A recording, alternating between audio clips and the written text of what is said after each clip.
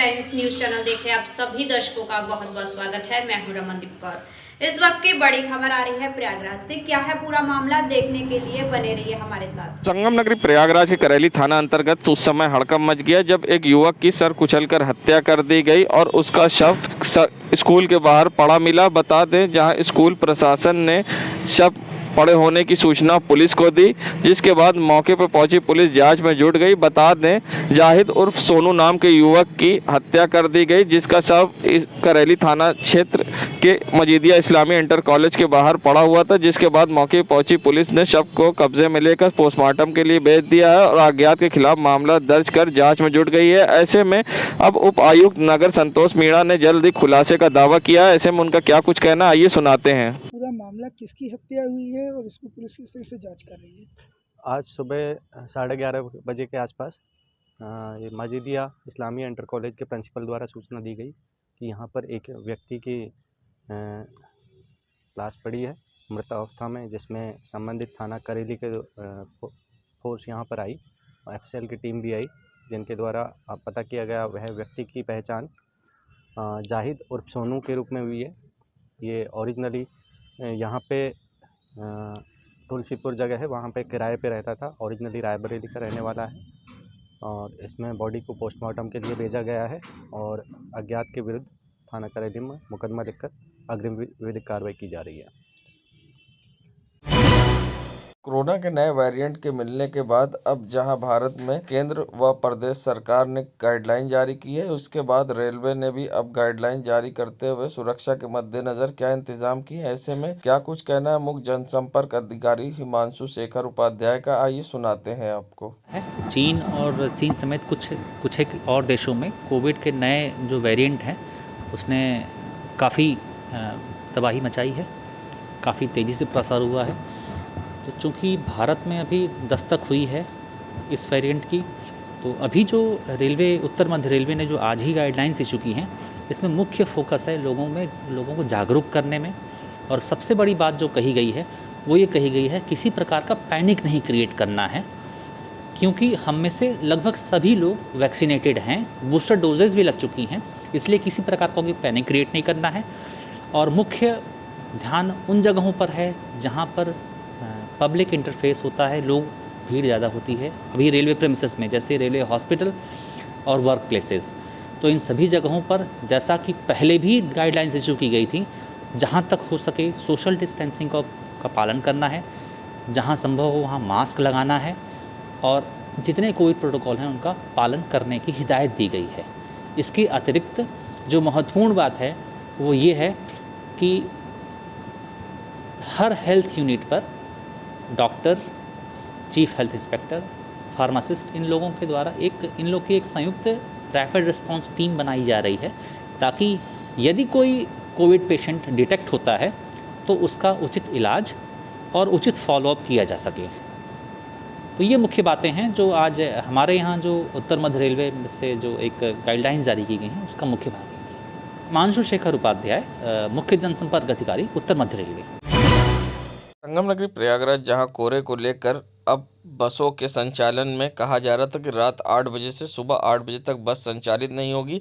ऐसे में अब इस खबर पर विराम लगाते हुए मनोज कुमार त्रिवेदी आरएम ने बताया कि ऐसा नहीं है कि बसों का संचालन रात में नहीं होगा, मगर जहां कोहरा है, कोहरे को देखते हुए उसमें चालक और परिचालक को यहाँ ट्रेनिंग दी गई है और उनको जानकारी दी गई है कि अगर कोहरा कहीं होता है तो वो बस को किनारे सुरक्षित जगह पर खड़ा करेंगे और बस को संचालित नहीं करेंगे। मगर ऐसा नहीं है कि रात में बसें नहीं चलेंगी और साथ ही कोहरे से बचाव के लिए उसमें एंटी रिफ्लेक्टर और कई उपकरण लगाए गए हैं। ऐसे में इस पूरे मामले पर क्या कुछ कहना है उत्तर प्रदेश परिवहन निगम के आरएम मनोज कुमार त्रिवेदी का, आइए सुनाते हैं आपको। विशेष रूप से कोहरे के कारण जो बहुत अत्यधिक जान माल की क्षति होती है और इसमें जो अमूल्य जीवन है जिससे लोगों को वंचित होना पड़ता है, इसके लिए विशेष रूप से सरकार के द्वारा भी जागरूकता रखी गई है। एक विशेष व्यवस्था बनाई गई है कि जहां कोहरा हो उसको संचालन को रोका जाए और यात्रियों को भी समुचित जानकारी भी दी गई है, तो उनको भी बताया जा रहा ताकि वो भी इसमें सहयोग करें। और सभी की आप लोगों सभी से जो सूचना प्रेषित की जा रही है उससे सभी का सहयोग भी मिल रहा है और इस कोहरा काल में हम लोग संचालन को सुरक्षित चलाने में सफल हो रहे हैं। तो बस कितने बजे से नहीं चलेंगी, कितने बजे तक चलेंगी इसमें समय का कोई कंस्ट्रेंट नहीं है।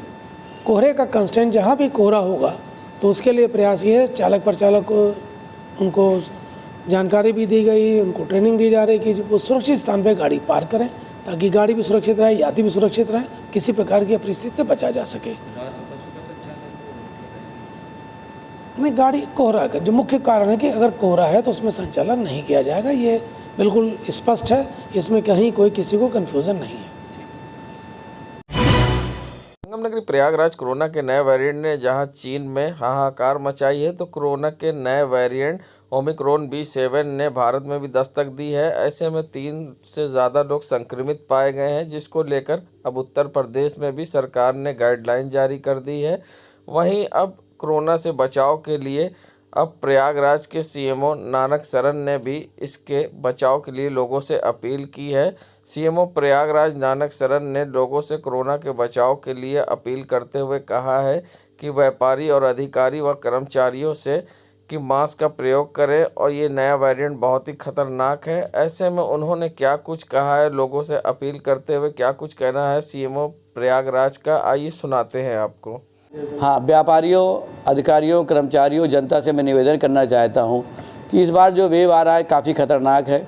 इसको बचाव के लिए आप मास्क लगाएंगे, सैनिटाइजेशन का प्रयोग करेंगे, आपस में दूरी बना के रखेंगे तो आप पूरी तरह सुरक्षित रहेंगे।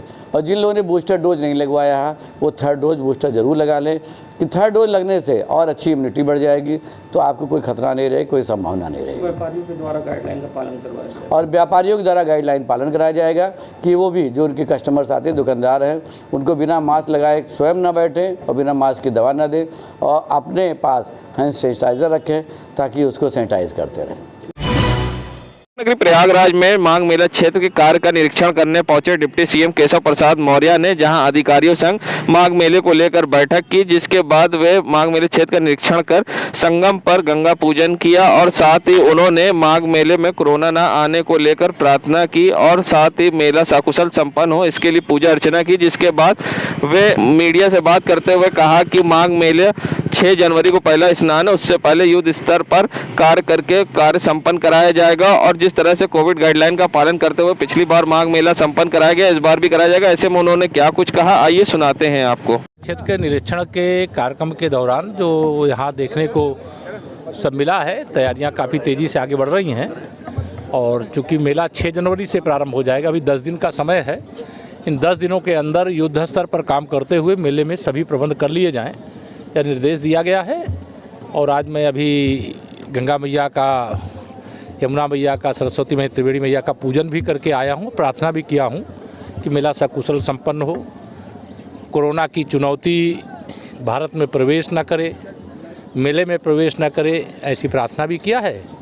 और हमें विश्वास है कि भव्य और दिव्य मेला भी होगा, अविरल और निर्मल गंगा मैया का प्रवाह भी। कोविड को लेकर किस तरीके की कोविड गाइडलाइन का पूरा पालन करते हुए जैसे पहले माघ मेला संपन्न कराया गया वैसे इस बार भी कराया। संगम नगरी प्रयागराज में जहां निकाय चुनाव को लेकर आम आदमी पार्टी के जिला अध्यक्ष डॉक्टर अल्ताफ अहमद ने नगर निगम व बीजेपी सरकार पर निशाना साधा है, वही गौवंश के हाल को लेकर सवाल खड़े किए हैं। साथ ही उन्होंने कई वादे भी किए हैं, क्या कुछ अपील करते हुए कहा है, आइए सुनाते हैं। गौवंश का बुरा हाल है, हमारे गौवंश, हमारी गौ माता वो पन्नी खाकर जिंदा है, सड़े हुए कूड़ा खाकर जिंदा है। हम लोग आप सभी लोगों से अपील करना चाहते हैं कि इस बार आप लोग सब लोग आम आदमी पार्टी को वोट करिए। आम आदमी पार्टी ने वादा किया है कि हर मोहल्ले में हम लोग एक मोहल्ला क्लिनिक खुलवाएंगे जहां पर निःशुल्क इलाज होगा और 10 दिन में हर प्रत्याशी, संभावित प्रत्याशी को कम से कम 1000 घर को कवर करना है। इस 1000 घर में हम लोगों को सर्वे करना है और वहां पर ये देखना है कि कितने लोग आम आदमी पार्टी को प्यार करते हैं। मैं जानता हूं कि आम आदमी पार्टी को पसंद करने वाले लोग, प्यार करने वाले लोग बहुत ज़्यादा हैं हमारे इसी प्रयागराज में, लेकिन अब ये समय आ गया है कि नगर निगम में ना हम किसी मुख्यमंत्री को चुनने जा रहे हैं, ना हम सांसद और PM को चुनने जा रहे हैं, हम अपने लिए वोट करने जा रहे हैं। तो आप सभी लोगों से मेरी अपील है कि इस बार आम आदमी पार्टी को वोट करिए, आम आदमी पार्टी को नगर निगम में लाइए ताकि आप लोगों के लिए हम लोग एक अच्छा काम कर सकें। ये जो नगर निगम टैक्स वसूलने का एक अड्डा हो गया है और आप लोग सिर्फ टैक्स देने की एक मशीन बन के रह गए हैं, हम लोग उससे आप लोगों को निजात दिलाएंगे। जय हिंद। लेखक द्वारा राहुल गांधी को भारत का ना बताए जाने और टिप्पणी करने पर अब डिप्टी सीएम केशव प्रसाद मौर्य राहुल गांधी के बचाव में आए और उन्होंने क्या कुछ कहा है और साथ ही उन्होंने प्रधानमंत्री के चेहरे राहुल गांधी को लेकर भी निशाना साधा है। आइए सुनाते हैं। जब लोग यात्रा से लौटे हैं तो लोगों ने उन्हें प्रधानमंत्री का चेहरा बताया है। तो उनको बहुत, जब से वो जन्म लिए हैं तभी से उनको प्रधानमंत्री जी का चेहरा बताया जा रहा है, लेकिन मुझे तो लगता नहीं है कि श्री राहुल गांधी जी को देश का भी प्रधानमंत्री कुर्सी पर एक वो है गीतकार है, मर्यादा की सीमा का उल्लंघन नहीं करना चाहिए किसी को। ठीक है, राजनीतिक दृष्टि से मैं जानता हूँ कि कांग्रेस का कोई भविष्य नहीं है और कांग्रेस के लोगों में थोड़ा होड़ लगी रहती है कि गांधी परिवार को खुश करने वाली बातें कैसे बोली जाए, वो जरूर बोलते रहते हैं, लेकिन किसी को भी वह चाहे कांग्रेस के खिलाफ हो चाहे अन्य किसी राजनीतिक दल के खिलाफ हो, अमर्यादित भाषा का प्रयोग नहीं करना। धन्यवाद।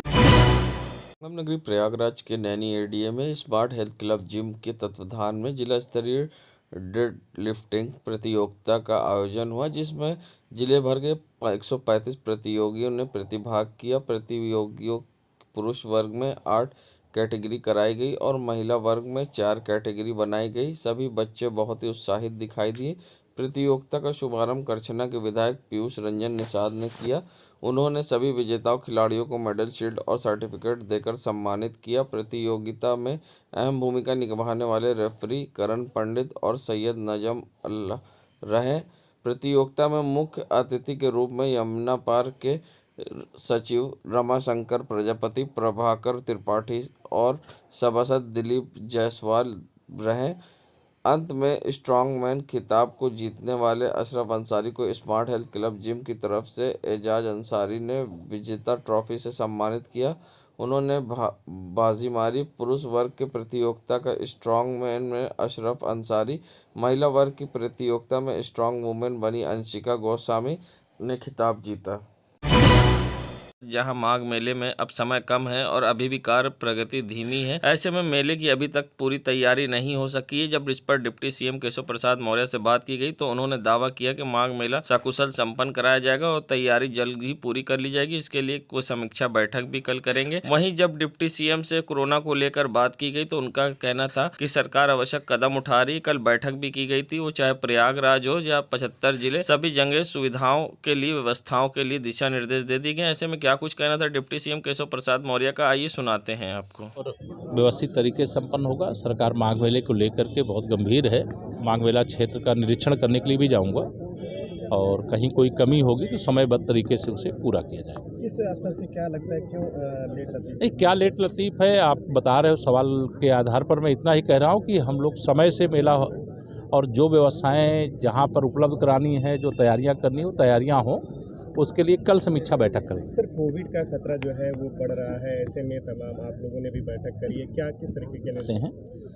कोरोना की चुनौतियों को लेकर के सरकार ने सभी प्रकार से सतर्कता बरतने का निर्देश दिया है। प्रयागराज हो चाहे प्रदेश के सभी 75 जिलों में कोरोना को लेकर के भी और सामान्य स्वास्थ्य सुविधाओं को लेकर के भी पूरी सतर्कता बरती जाए, पूरी तैयारी किया जाए और किसी को कोई असुविधा न हो, यह सुनिश्चित किया जाए। देश दुनिया की खबरों के लिए world media times news channel को सब्सक्राइब करें।